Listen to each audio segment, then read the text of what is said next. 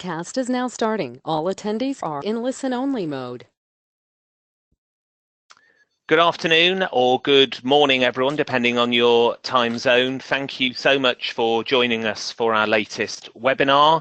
As you'll be aware, we're just at the hour now. And again, as always, we have people joining in their hordes as we go past the hour mark. So if you can give us just one more minute, please, and then we will start the webinar momentarily. Many thanks.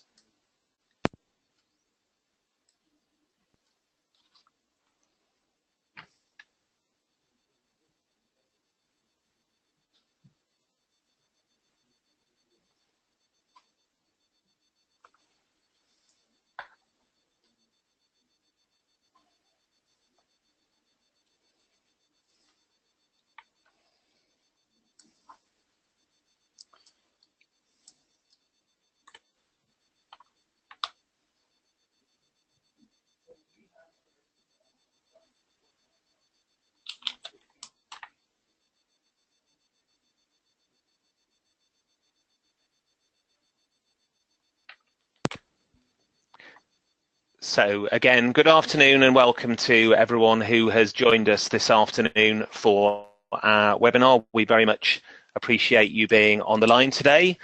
My name is Jonathan Hemus and I am the Managing Director of Insignia. We're a specialist crisis management consultancy that helps organisations to plan, train, exercise and sometimes handle the worst days of their corporate lives. And I'm very pleased to say that this afternoon on our webinar, we're joined by Chris Holt. And Chris, maybe if you could just talk us through your background and your experience before I cover off the context for the webinar.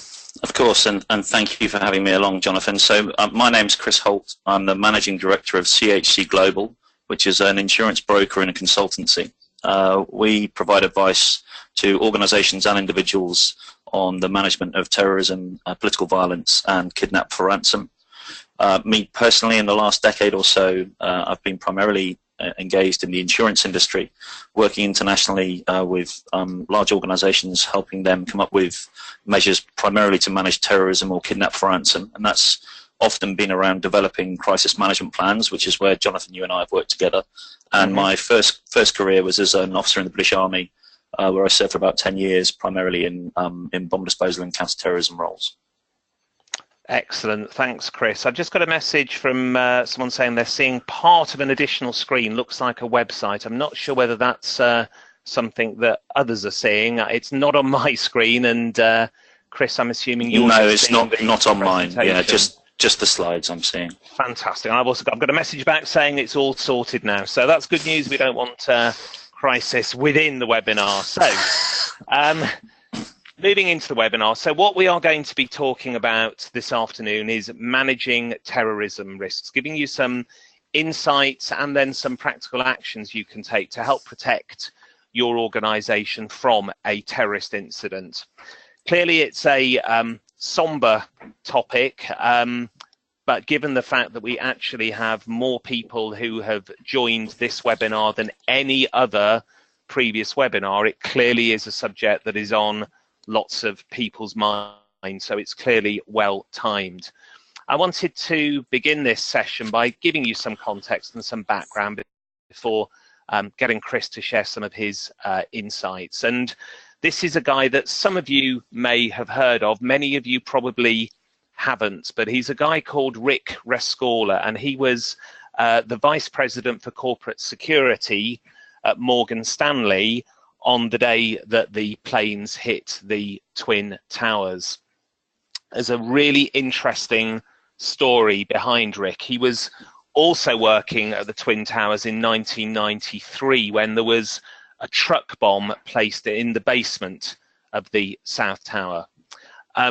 After that incident, he figured out that the next most likely attack would come not from underneath the towers, but from planes hitting the building. And as a consequence, he ran drill after drill after drill so that his employees, who were based, as I say, on the 44th floor of the South Tower, week after week used to have to walk up and down the 44 flights of stairs to practice the evacuation drill. And that was one of the key reasons that when the planes hit on 9/11, Morgan Stanley lost only 6 of its 2,700 employees who were sat on the 44th floor when those planes hit. Other organisations were not so fortunate. They had staff who didn't know what to do, who were sat at their desk gathering their belongings, who unfortunately, tragically, perished as a result. Rick Rescorla himself died as he was heading back up the stairs to get the last few of his employees out. But I think it's an enormously powerful example of why planning and practicing ahead of a terrorist attack can actually have a hugely significant difference in terms of the human and organizational impact. So this is important, and planning and training really does make a difference in this context. Now, clearly, the human effect of a terrorist incident is overwhelmingly the most important thing. We are going to touch on that today. In fact, we're going to more than touch on it, but we are going to broaden it out into the broader business and organizational impact as well.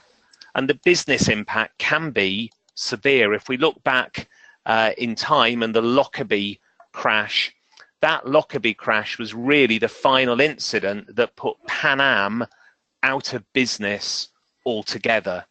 So clearly, say, a massive human impact, but also a very big business impact, an organization which ceased to exist as a result of a terrorist incident. And if we come right up to date, it's fascinating to... this happened last time. This is my own mini crisis. It's fascinating to see that right now, this is PwC's 2018 Global CEO Survey, that terrorism is the second biggest concern amongst CEOs right now. Last year, only 12 months ago, it ranked at number 12, with 20% saying it was a major concern. Now 41% say it's a major concern. So this is very much on the minds of businesses and CEOs at the moment. I feel I have to, at this stage, share a comment that's come through from one of the participants because it is so poignant and so powerful. Gabrielle has just messaged to say that she actually knew Rick Rescorla and that she survived 9/11 because of a conversation she had with him several years before. So I wondered if any of you might have heard of Rick. Gabrielle, clearly you more than have heard of him. You owe your life to him, which is a pretty powerful, well, an incredibly powerful message. So Gabrielle, thank you very much for sharing that.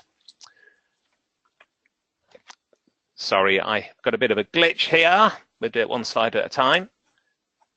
So, bringing this right up to date, let's look at the incidents that happened last year, and particularly we're going to focus on incidents which affected the UK. And this is just really a montage of some of the coverage that followed attacks in London and Manchester, and it kind of illustrates the number of organisations that were affected by those attacks, whether it's the venue itself that needs to respond both operation and in communication terms, whether it's those who have to absorb the broader impact of it, like Borough Market, or those that kind of get drawn in when they're not actually part of the attack itself, but whose reputation gets touched. For example, Uber, who was slammed for being slow to turn off its surge pricing. So really what this is saying is that there is, unfortunately, a real chance that you may get caught up in an incident of this kind, even if you're not right at the centre of it, and it will undoubtedly have an impact on your business. So I'm now going to open up the conversation with Chris, and I'm hoping that might mean that my slides stop jumping through. We'll see, but if they do, Chris, if you can keep talking. Of course. So reflections on 2017's incidents. Chris, I know that you work with a number of organisations who were actually directly affected by some of last year's terror attacks, and without clearly giving away any confidences, can you share some of their experiences and some of their learnings, please? Yeah, of course. I think I'd start by agreeing with you that clearly the focus needs very much to be on people, but that inevitably, in order to be able to do that, we end up looking at the wider business processes and impacts on the business. But yes, you're right, and as we've discussed previously, unfortunately, I've had a number of organisations that we work with who were impacted last year, and I thought I might just pick out a couple who are of particular interest. So the first one is, well, I'm going to go with both in London, actually, because I think they're both incidents that are interesting because they position businesses in large urban areas against a terrorism event.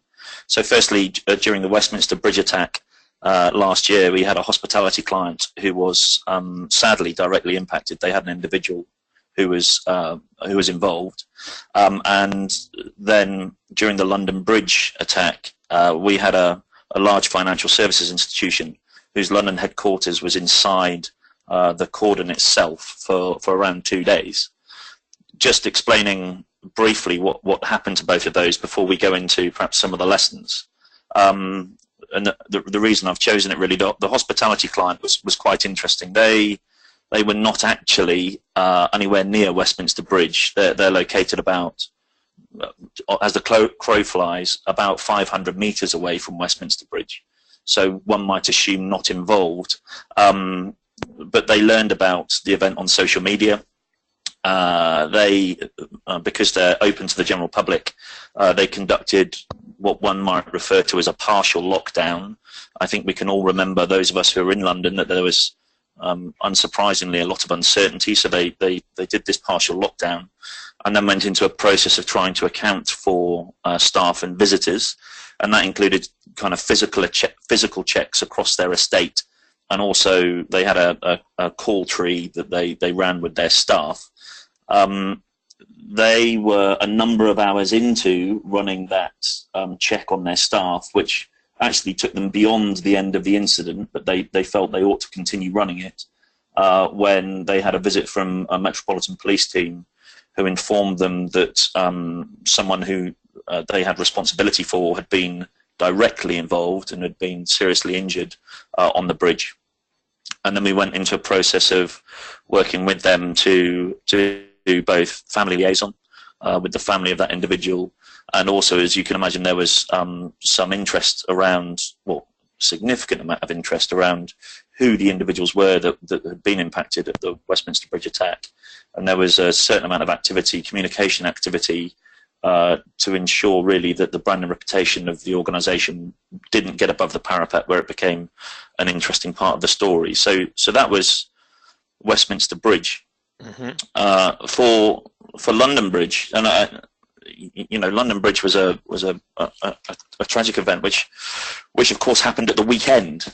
So thankfully, with the financial services company that we work with, thankfully no one was directly impacted. But it was quite interesting in that it happened on a Saturday night. There was an immediate amount of conversation between the executive who hopped on a crisis management call as to whether there was a requirement for any communication with staff. And that kind of went both ways, really, but ended up with a decision that the organisation wouldn't communicate immediately with employees because they didn't feel that any employees were likely to be in the immediate area.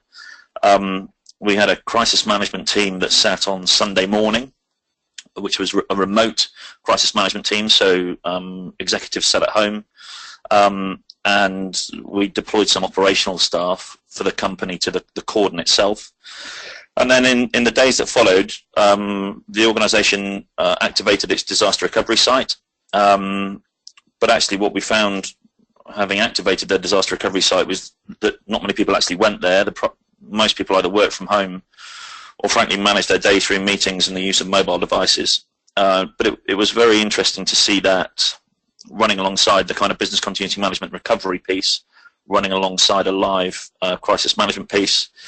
And I would say that response really was defined by uncertainty. The key thing was that that organisation was denied their London-based headquarters. And I mean, the Metropolitan Police were clearly outstanding in the way they responded, but also understandably were unable to provide real certainty around when the cordon would lift.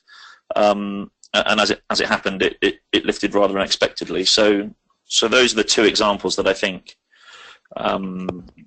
generate some interesting learnings when we reflect on what happened in 2017, but I mean particularly in London. And Chris, I'm just going to make one quick observation before asking you to kind of articulate some of those key learnings, and it is that old tried and trusted rule that is so often true, that crises do happen at the most inconvenient times, and for some reason that seems to be absolutely true. And so, you know, it's interesting you reminded us that the attack happened on a Saturday evening, and that required decision making about whether to communicate with employees and whether and how to activate the crisis management team.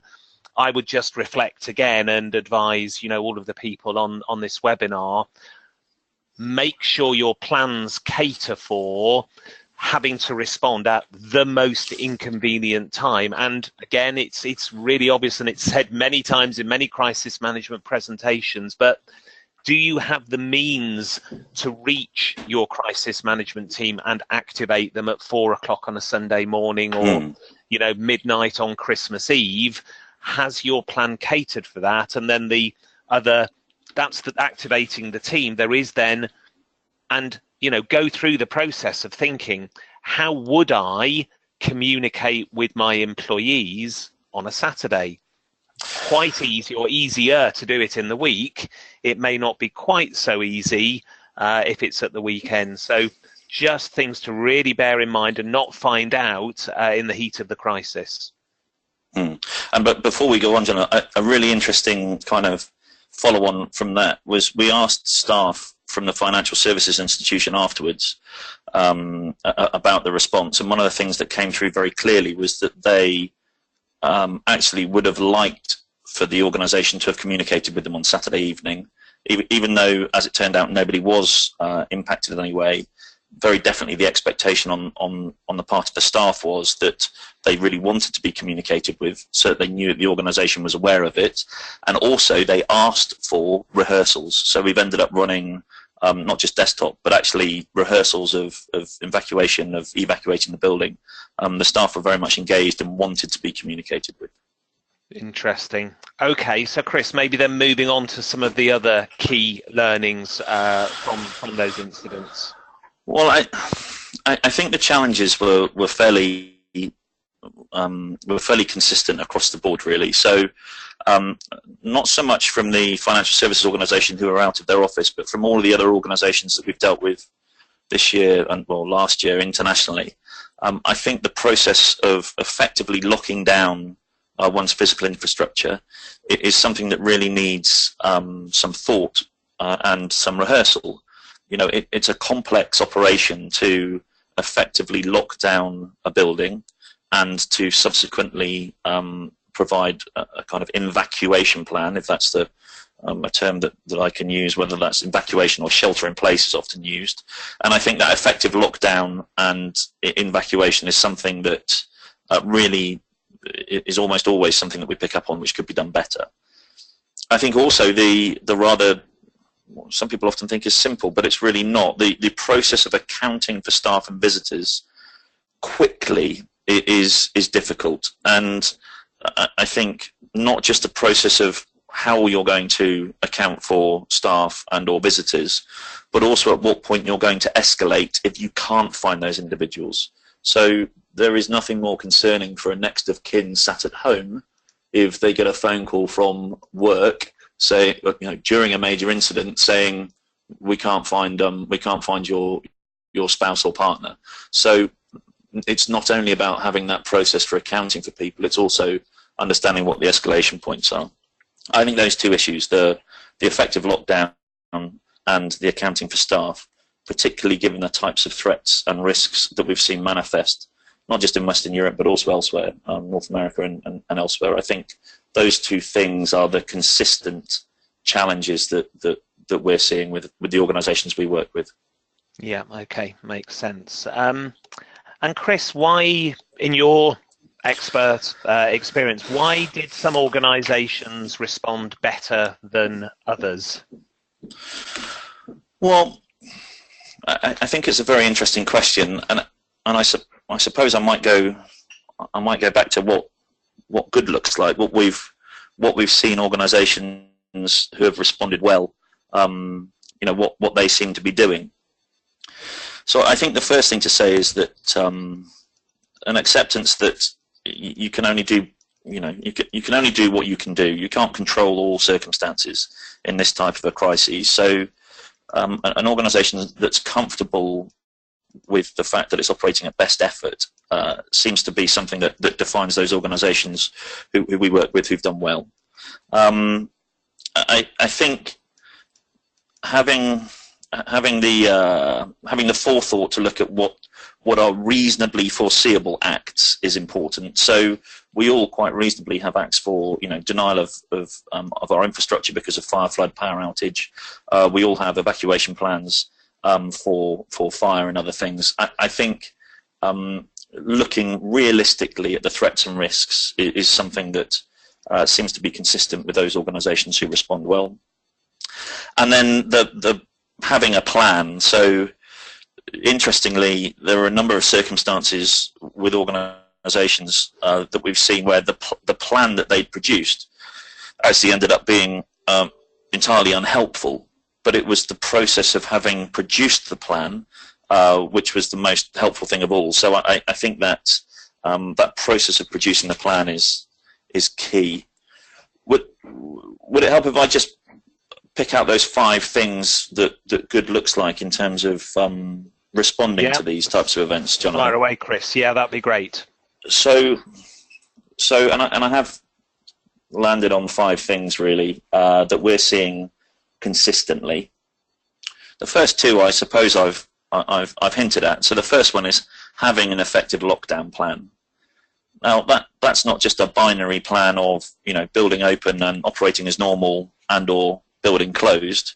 That the best practice in this area seems to be for there to be some form of escalation.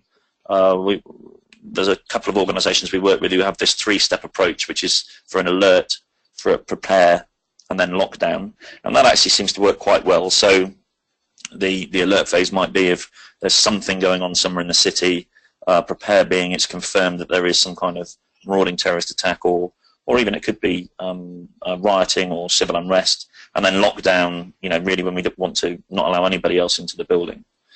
I think in terms of the effective lockdown plan, I would say keep it simple and rehearse it. But that's thing 1, which is have an effective lockdown plan. And Chris, with apologies for interrupting just after number 1, but there's a question that's come in specifically about lockdown that probably now would be a good time to address it. Chris Willoughby is asking, how long should you prepare to be locked down for? Because he's saying this will no doubt present challenges around feeding and sheltering people. So what would be a reasonable planning time frame for a lockdown, Chris? I think it's a really good question from Chris. Thanks, Chris. I think it depends on the geography where you are. So we work with a hospitality organisation who's very much international, and in terms of the resilience measures that we put in place, those are informed by the types of threats and risks that may manifest, and also the kind of support that organisations are likely to get from local law enforcement and the like. So I would answer that by saying it kind of depends where you are. But here in the UK, I think certainly if we look at the events that have happened, not just in the last 12 months, but over the last 10 to 15 years, I think it's reasonable to expect that you might need to look after people in your property for a day. So probably not overnight, but certainly I think up until if something starts in the morning, I think you need to expect to be looking after people to the evening. And I think the answer to this question becomes much more complicated if you move into environments where you're more likely to see political violence events. So in areas where we might see strikes, riots, or civil commotion, or full-on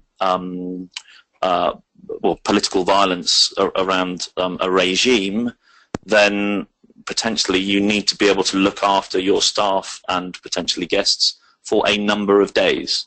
But here in the UK, I would say, expect to be able to expect to have a cordon in place for 8 to 12 hours. That's what we've seen over the last decade or so.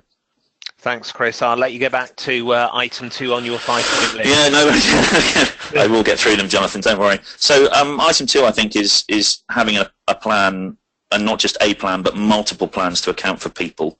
So whether that's kind of old school with landline and mobile lists for people to call, or a call tree, or the use of technology. So there are a number of apps which I'm sure some of the people on the call use to account for people and to get them to report in to register as well or not well, or indeed just the use of technology that frankly most employees are using now, like WhatsApp or other social media platforms. I think there are two things there. You need a plan, and you need multiple options with the plan, because absolutely consistently the thing that causes problems for crisis management teams is not being able to account for staff and or people who you owe a duty of care to, which ends up quite reasonably becoming very difficult to manage. So that's the second thing.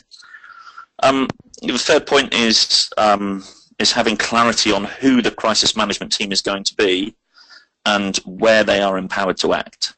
So having absolute clarity on what the decision-making authority is for a crisis management team, so that the person who is leading that crisis management team feels confident to say, yes, we're shutting the structure down.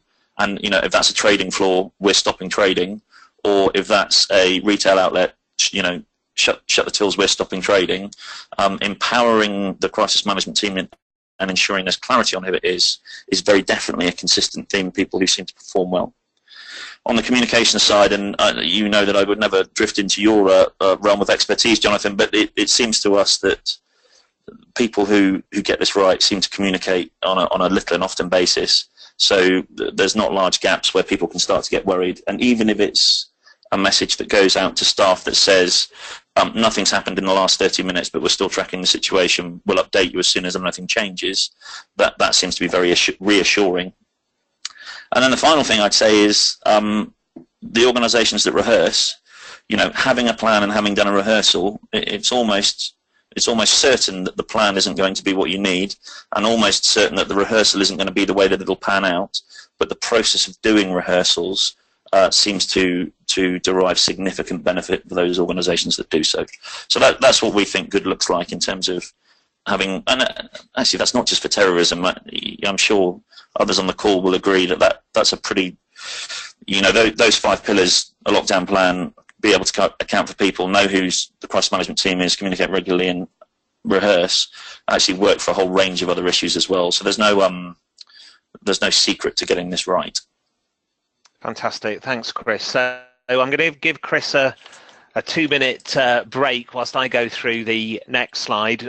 Before I do so, just to say clearly, many of you have found your question pane. If you do have questions, feel free to enter those questions. We'll deal with them either as we go through, or certainly at the end if we have time. So I'm now going to take the risk of trying to move the presentation on and see if we can do it by just one slide rather than all of them. Here we go. I think we're going to do it. Yep.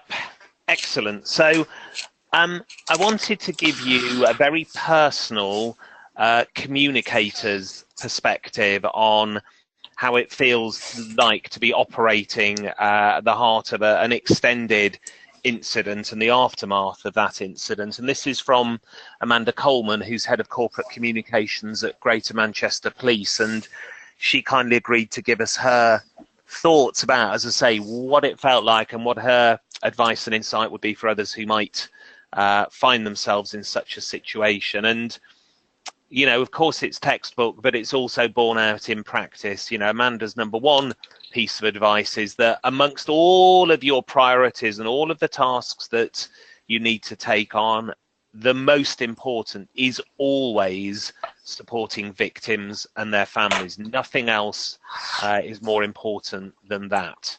Secondly, and this very nicely echoes what Chris has just said, in responding, processes and plans are very important, but people are even more so. Have both, but make sure you invest in the people and their training and exercising, as well as simply having plans. Third point, when you're in the middle of a major incident like this, over an extended period of time, you must take time to step back and look at the bigger picture from time to time. You can't operate in a bubble. And I can recognize this. You know, in a crisis, people can get too close to what's going on, and sometimes, you know, taking a half-hour break, going out of the crisis incident room, then back into it, just that change of perspective and a sit down of the team, say, okay, where are we now? What are the critical factors at the moment? What is it that we're trying to achieve? What's actually not a priority right now? That bit of perspective is so helpful in enabling you to get control over a situation. Remember, you are not invincible. Have help and support available. And I think what Amanda is driving at here is, you know, when you are the head of corporate communications or the crisis management manager or even the CEO, there is a tendency to feel, well, I must be Superman or Wonder Woman. You know, I have to be invincible, infallible. And you know what? The people that are in the front line of managing an incident of this magnitude, they need help and they need support too. And I guess that also plays into that final point. It's okay to not be okay. In other words, you know, we are going to be personally affected by what's happened, and it's okay to admit weakness. We're human beings dealing with an enormous human tragedy. So, you know, I'd like to thank Amanda for providing those very personal insights. And I'd also, for anyone who is like to read more about the emergency services response to a major incident, Amanda kindly participated in an interview with us about how to work effectively with the emergency services, and that report is available for download from our website. So if that's of particular interest, please do go on the resources section of our website and you will find that report there. Okay, one of the things that is critical in any crisis, and certainly in terrorist incidents, is information. Unfortunately, information and facts are always in short supply when it comes to a crisis, but we need the best information in order to make sense of what's going on. So I'm going to pass it back to Chris. I mean, I guess my first question, Chris, is let's just think about before the incident, first of all. We all know that we're facing a bigger terror threat than we were a few years back, but where would you advise us to turn to really understand the magnitude and the nature of the threat that we're facing? So I think these depend on the country that you're in, and I'm going to take a bit of a UK-centric view, if that's all right. There are equivalents for everything that I'm about to mention, but the key thing really is to go and find reasonable information to underpin that sensible threat and risk planning that we all need to do, because ultimately if you're, you know, the tabloid newspapers are there to sell tabloid newspapers, so it's not always the best case to use the tabloids to underpin your crisis management plan. So in terms of the UK places where I would certainly recommend, so the MI5 website is authoritative, there's no question about that, but inevitably there's not necessarily a huge amount of detail on there. So the place I would recommend for people to look at is the Pool Reinsurance website and its information feeds. So Pool Re, for those of you who don't know it, is the UK government's state-backed terrorism insurer of last resort. So it's an insurance vehicle, but it has a team there that looks at what's going on in the UK from a terrorist threat and risk perspective. And it provides just over quarterly reports that provide an overview of what's happened historically with the terrorism threat and risk internationally, what that means for the UK, and it also does a bit of forward projection around where we think the threats and risks are going. I think importantly, that is a broadly official, in quotes, view on the threat. And I think if organisations are looking at what they're going to put in their risk register and what they're going to use to underpin planning, I think Pool Re is not a bad place to start. And, do you want me to talk? Sorry, go on. Say, Chris, yeah, in terms of when the situation happens, what would you judge to be authoritative, credible sources of information about what's actually going on at the time? So again, I'm going to take a UK-centric view. I think this is, I mean, making your plan, clearly you want to go to the authoritative source. The challenge becomes even greater when an incident's unfolding. I'm sure people will remember that, for example, during the London Bridge attack, there was for a number of hours across all media platforms, actually, reporting that there was another major terrorist attack happening at Vauxhall, which, as it turned out, was nothing. And that inevitably, when these events occur, and you had a Twitter feed up earlier from what happened on Oxford Street a number of months ago, I think going to the authoritative sources is important. So here in the UK, definitely having the Met Police and City of London Police and TfL Twitter feeds somewhere are helpful, and that's not just for in the capital. The Met Police feed is where they'll put anything major about a terrorism incident unfolding nationally. And then good old auntie. So the BBC breaking news feed is unquestionably sometimes a little slower than the other news agencies, but what it is it's corroborated. So if you are going to form an opinion based on news media, news reporting, and you're sat with your crisis management team, then if you can wait for the Met Police to release it, then that's great. And if you can't and you need to use a news media, I would always start with the state media channel, just purely because it's often corroborated. But it's an interesting one. In terms of what's going on outside your building, it's often helpful to have somebody on the ninth floor keeping an eye on what's going on. It's get as many sources as you can for situational awareness to help those people making decisions ensure that they're informed.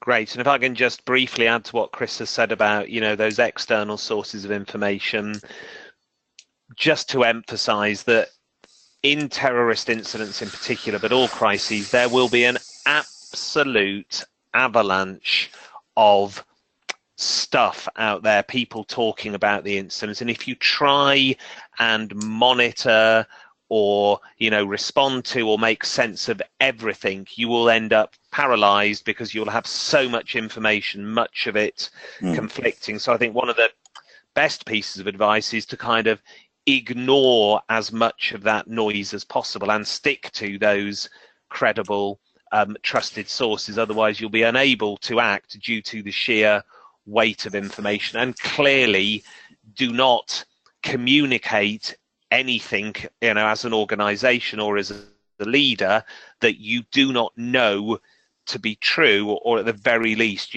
corroborated by an authoritative source. So be very careful about what you share, retweet, or communicate to your stakeholders. There's a point there, if I may, Jonathan, as well, around decision making, which is that after the event, inevitably organisations, if things do turn out badly or well, even organisations are often asked to explain why they made decisions at particular points. And one of the things that I would always recommend is that while the crisis management team is making decisions, it is very useful to record the context in which those decisions were made, because in a crisis often you're presented with inaccurate or inadequate information which subsequently changes. If you're able to say, we were using this source of information at this particular time, this is the decision that we made in this context, it's much better than if you say, well, we had a general sense of what was going on, we couldn't really tell you what we actually thought was happening at that point. Yeah. So using a reduced amount of information feeds but relying on them is not a bad thing to ensure that from a governance perspective you're able to demonstrate why you made the decisions you did. Good advice. Thanks, Chris. So I guess that does take us neatly onto the people factor: leadership, teamwork, decision-making. Clearly, decision-making under pressure in any crisis is challenging. Any special characteristics or factors when you are dealing with a terrorist incident, Chris? I think who's making the decisions is key. and there is all of us will be familiar with the question of who sits on a crisis management team, who sits as a decision-making authority, i.e. who the crisis management team might refer up to. And I think what's critical is that whoever is going to run the crisis management team is of the appropriate character, that they do naturally make decisions, that they're comfortable with doing so. I think there's also the not tension, but the relationship that exists often between legal counsel and communications. Ensuring that that balance is appropriate is key. And the things that we guide anyway, and I know you and I have talked about this at length, the things that we guide those people who are likely to be responding on a terrorism incident is not to get stuck into the weeds. So to try and encourage those people to stay at the strategic level, provide that strategic oversight, think long term, prioritize for others, and then ensure that they are considering the perceptions of others, because inevitably, sadly, these events do end up with loss of life and serious injury. And getting down into the weeds is not really what you want the leadership team to do. You want that leadership team to be, yes, of course, having those moral and ethical considerations about what the organisation is doing, but you really want the crisis management team to be setting direction, not delivering operational outcomes. I'd just like to kind of add to a point that Chris has just made about decision making and the character of those leaders. Over the years of working in crisis management, I've learned that the worst decision that you can make is no decision at all, and there are individuals who will want every last bit of evidence and to weigh up every pro and con and to take the views of all and sundry. And the problem with that is that ultimately no decision gets made, or if it does get made, it is way too late. So the person or people who are accountable for making those decisions need to make decisions, and they need to be comfortable with doing so with inadequate information, based on making the best judgment they can with the information that they have at that time. And you've just got to make the best decision you can. And that person might not be the person who is the CEO or the chief operating officer for normal work. The factors that apply in these circumstances, not least the speed and tempo. It may be that the person whose temperament is naturally great at being the business as usual leader may not be the person whose temperament is appropriate, where you've seen this as much as I have. You're dealing with irrational people. There are conflicts of interest that have developed very, very quickly. You haven't just got the potential for media involvement, but also you've got the police or other authorities involved. And then, of course, the thing that we all worry about is if either your people or public safety is at risk, and or there's the potential, therefore, for major legal liabilities, which puts particular pressures on some people, and or the potential of massive financial loss, or indeed an organisation going out of business. So the temperament of an individual who is comfortable making decisions quickly in those types of circumstances is not always the individual who happens to be in charge for business as usual. Thank you. Okay, so Chris and I are going to wrap up talking by about 10 to the hour. We've already got 2 or 3 more questions. I'd like to allow 5 minutes for those before our final wrap up. So I'm going to go through this next slide fairly quickly. We've touched on some of the communication considerations. What I would suggest as the headline, though, is that effectively communication, both internal and external, is really the only effective response you have available to you if you are to retain the trust and confidence of your stakeholders in the aftermath of a terrorist incident. It's only by communicating well that you can minimize the longer term impact on your organization. And what should you be communicating? Well, I should say, in terms of headlines, the messages need to be clearly about care and compassion. Secondly, about the actions that you are taking to address the situation, and reassurance so that people feel comfortable at the appropriate time to come back to work, or to come to your hotel, or to visit your retail outlet. So care, action, and reassurance, I would say. We touched on this on the previous slide. You have to be prepared to communicate quickly without full information, not communicating things that you're not certain about, but you cannot wait until the entire situation is completely clear before communicating, otherwise it will simply be too late. You need, if you are at the heart of a situation and you are affected by it, you want to establish yourself as a trusted source of information, and that means getting credible information out quickly. Internal communication is going to be critical.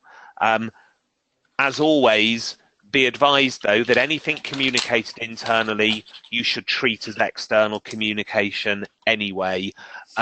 Don't say anything to your staff that you wouldn't want on the front page of the Daily Mail. Social media we've kind of touched on already, but it does, unfortunately to an extent, present a real challenge for organisations, but it can also, on the positive side, be a really effective way of getting your messages out there. Follow those trusted sources, do monitor what is being said on social media, and deploy your own channels to get your messages out there. And what I'd also advise is it's probably a good time to be reminding your own people of your social media policy and what they should and shouldn't be doing as far as social media is concerned. I think this is probably quite a good time to deal with quickly with one of the questions that has come in during the presentation, which I'll give my view, and then Chris, if you want to chip in on this one. The question from David is, as well as the lockdown evacuation procedures, how far do you advise keeping staff aware of the procedures and protocols that you're developing? I'll give you my quick answer. My quick answer would be to tell staff as much as possible. We are dealing with adults who will recognise that there is a terrorism threat, and as adults we need to trust them and be prepared to tell them that yes, we do have plans for these incidents and this is what these plans say.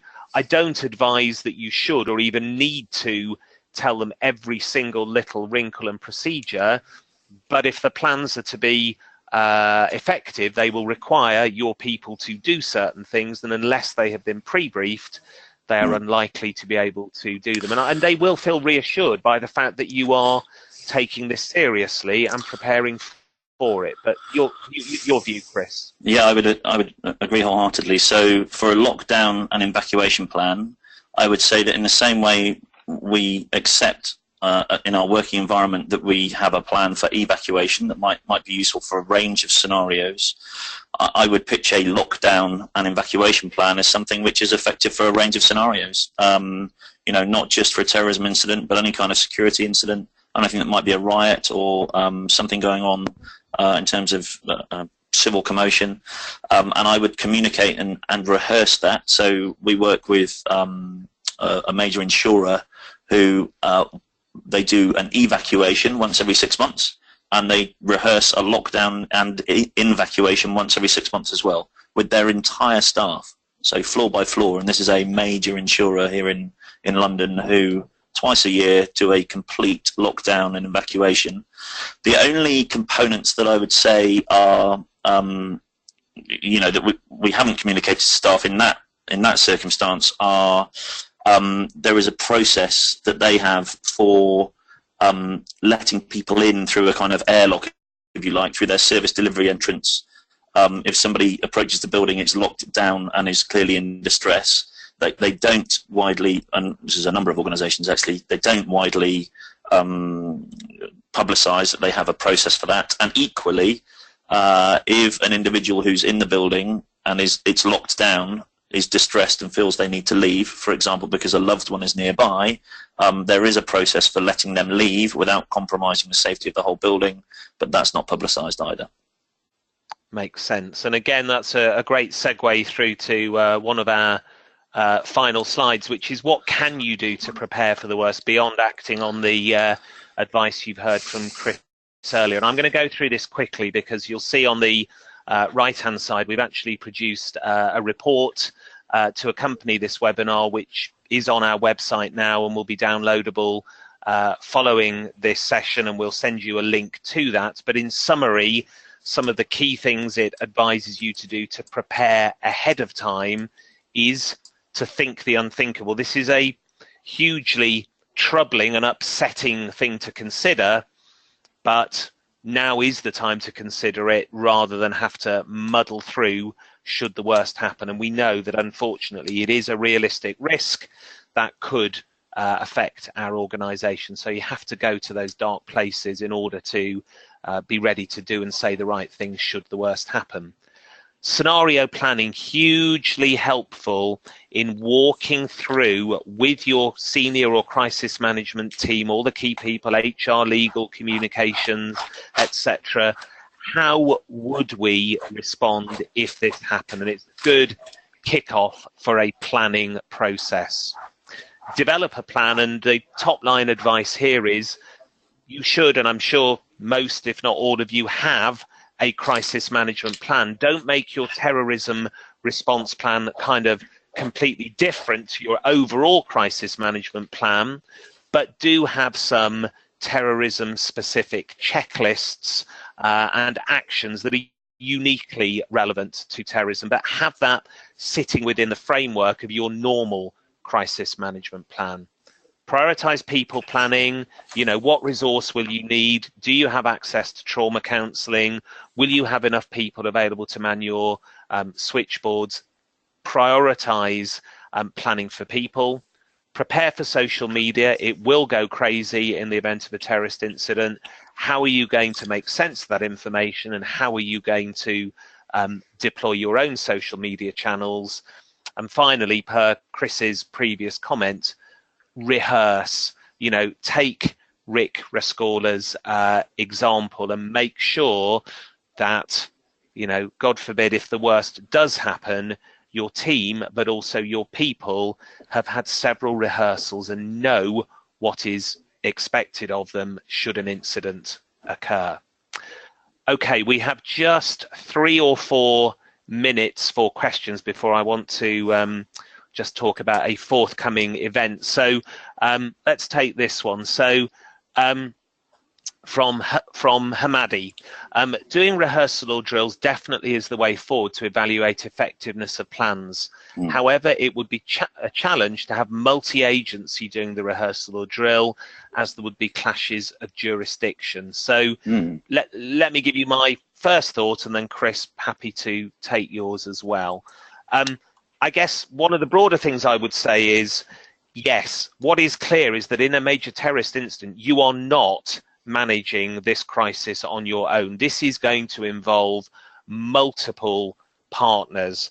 My 2 pieces of advice would be, 1, make sure that you do have your own plan, because whilst there will be lots of parties and partners involved, only you will have your very own personal self-interest, caring for your people and caring for your organization as your top priority. So do not kind of outsource responsibility for your people and your organization to others.